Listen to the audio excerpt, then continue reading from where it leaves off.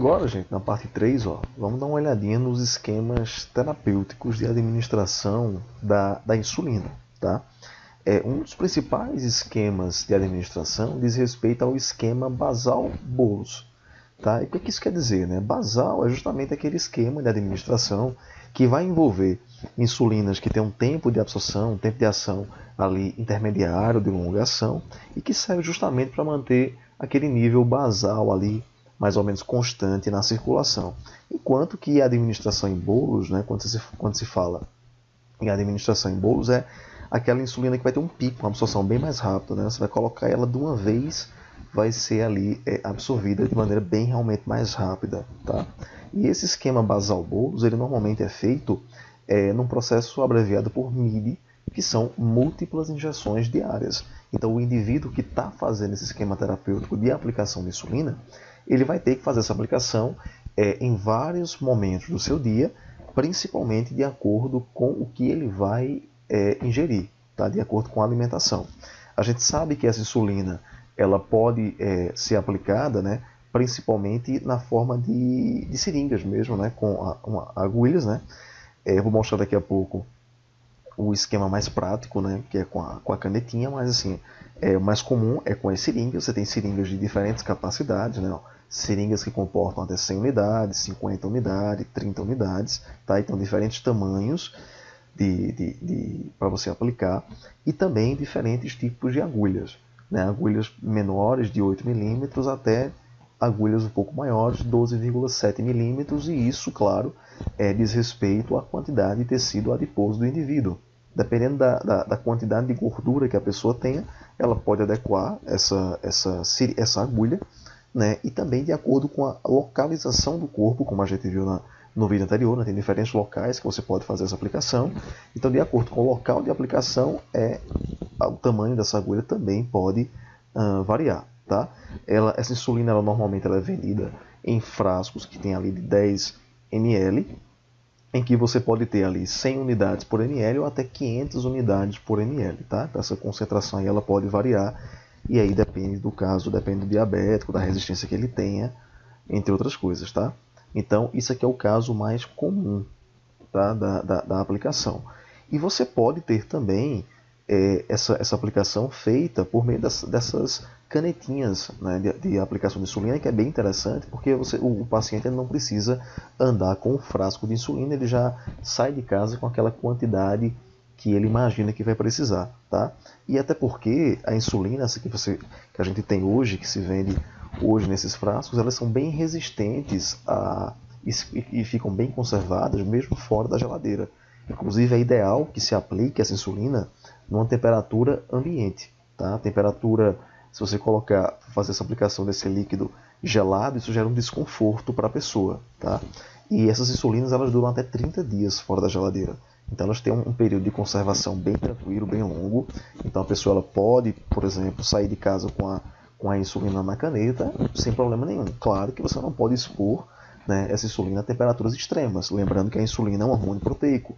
Se eu pego uma proteína e eu exponho essa proteína a temperaturas muito altas ou muito baixas, eu vou desnaturar, né? Que é modificar aquela forma espacial da proteína, e, consequentemente, eu vou ter a perda da função. Né?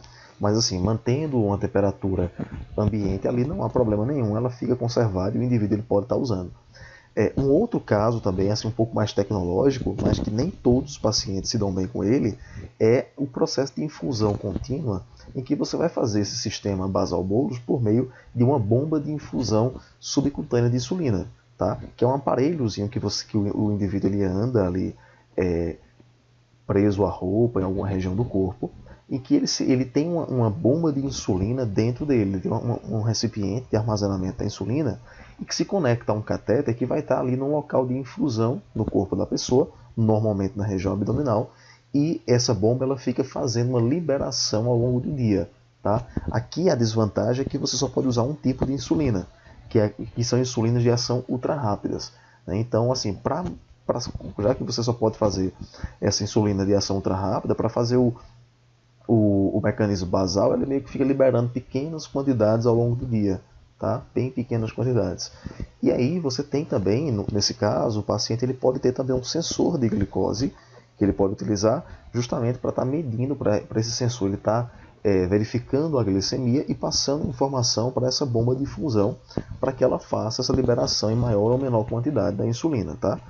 Como eu disse, para algumas pessoas é legal, mas muitos pacientes não gostam, até porque alguns relatam que não é tão confortável andar com esse mecanismo, até dormir com ele e tal. E dependendo das suas atividades cotidianas, né, se a pessoa vai suar muito, se ela vai fazer muitos movimentos, pode ser que não seja tão interessante, tá? Mas pode ser feito. Como eu disse, a desvantagem é que você aqui só pode usar um tipo de insulina, diferentemente dessa insulina aqui que é injetada, que você pode ter esse controle, tá? Mas é uma maneira também de fazer. E é importante a gente entender, gente, que o paciente que faz a insulinoterapia, ele tem que ser extremamente responsável com esse cálculo, porque na verdade a vida dele depende disso, e não é uma coisa tão simples assim, tá? A administração de insulina, ela depende do que você está ingerindo. Então, o diabético que faz essa administração exógena desse hormônio, ele precisa estar calculando quanto que ele está ingerindo de carboidrato para saber quanto ele precisa de insulina. Porque ele nem pode ter uma hiperglicemia, nem tampouco uma hipoglicemia. Essa tabela aqui, por exemplo, que normalmente é feita por nutricionistas e médicos e que é passada para o paciente, ela mostra, por exemplo, como é que é feito esse cálculo. Então, observe, ó, essa tabela aqui, bem utilizada, ela mostra uma relação entre o peso do paciente e as unidades de insulina que ele deve administrar para cada grama de carboidrato. Veja, carboidrato está abreviado por CHO, né? Carbono, hidrogênio e oxigênio.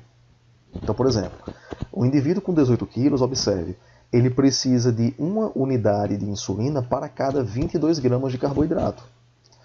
Já quando o indivíduo ele é mais gordo, a quantidade de insulina que ele precisa vai ficando maior. Então veja, enquanto que o indivíduo de 18 quilos ele precisa de uma unidade para neutralizar 22 gramas de carboidrato, o indivíduo, por exemplo, com 109 quilos, ele já precisa de uma unidade para cada 6 gramas de carboidrato. Então quer dizer, para neutralizar os mesmos 22 gramas, ele acaba precisando de 3, 4 vezes mais insulina, tá? Então isso é um cálculo que é feito não só de acordo com o que você come, mas também com a sua massa corporal, certo? Então quem administra, quem faz a utilização de insulina tem que estudar, tem que estar prestando atenção nisso para não ter nenhum problema, mas claro que com o tempo também vai ficando mais prático, vai ficando mais fácil, porque meio que o indivíduo ele já vai sabendo ali, de acordo com a alimentação dele, que acaba sendo bem regrada, né? Ele já acaba tendo a ideia de quanto vai ser ali de insulina, beleza?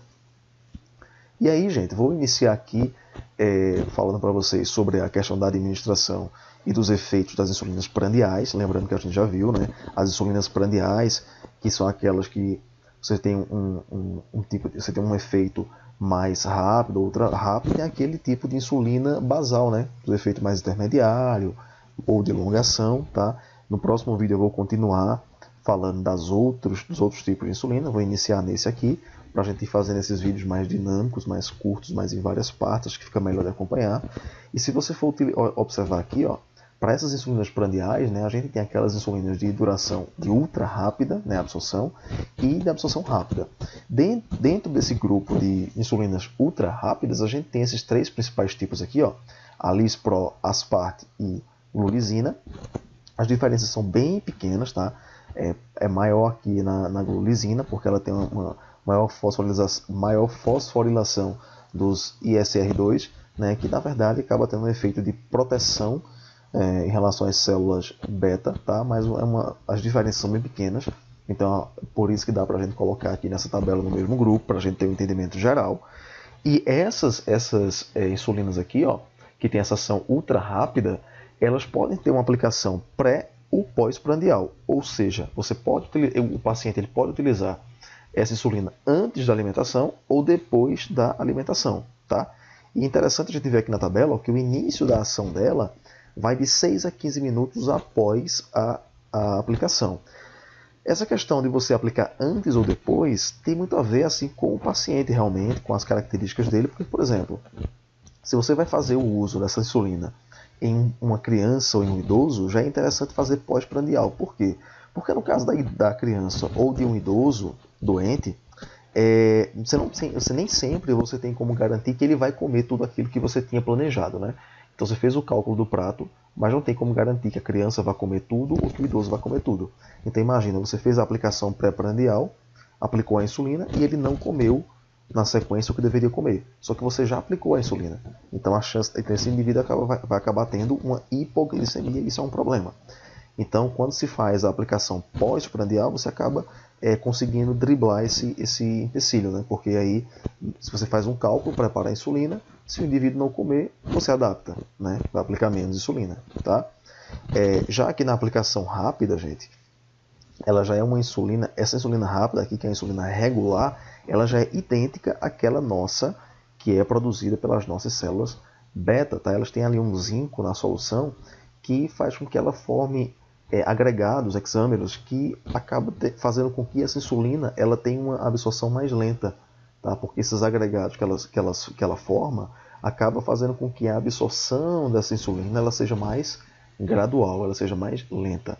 E como eu disse, é um tipo de insulina idêntico àquele que é produzido pelo nosso pâncreas, certo? Essas aqui vocês sabem que tem aquela diferença que a gente já falou em vídeos anteriores. Em relação ao tempo de início da ação, né, essa rápida aqui ela já tem um início de ação, ó, 30 a 60 minutos depois da aplicação. E é um tipo de insulina que ele só pode ser feito a sua aplicação de forma pré-prandial. Tá? A que é distribuída pelo SUS é essa daqui. Essas daqui elas são mais caras, não são distribuídas pelo SUS. Essa daqui ela tem de forma gratuita no Sistema Único de Saúde e você só pode utilizar de maneira pré-prandial, né? Seria uma desvantagem aí, dependendo da pessoa. O pico de ação, né? Veja que o pico de ação da ultra rápida é de 1 a 2 horas depois da aplicação, enquanto que a rápida é de 2 a 3 horas. A duração também de efeito dela da ultra rápida vai ser de 4 a 5 horas, enquanto que na rápida vai ser de 6 a 8 horas. Então veja que aqui o tempo ele é sempre maior, né? Em relação a essa aqui de absorção rápida, tá? E apesar de ela ser bem parecida, né, com a nossa, veja que todas elas têm uma grande diferença aí em relação à absorção do nosso corpo, tanto a ultra rápida quanto a rápida, porque assim, no caso da que a gente produz no pâncreas, né, ela é aquela insulina que ela vai ser produzida, liberada em vias hepáticas, vai passar para a veia porta, para o fígado e já vai cair na circulação sistêmica. Já essas insulinas aqui que a gente está aplicando de forma exógena, elas vão para o tecido subcutâneo, vai para o tecido adiposo, para depois ser absorvido, né, para chegar no sangue. Então ela primeiro vai ser maior na circulação periférica, para depois aumentar a sua quantidade na circulação sistêmica. Tá? Então claro que isso também vai mudar um pouco a dinâmica de utilização desse hormônio.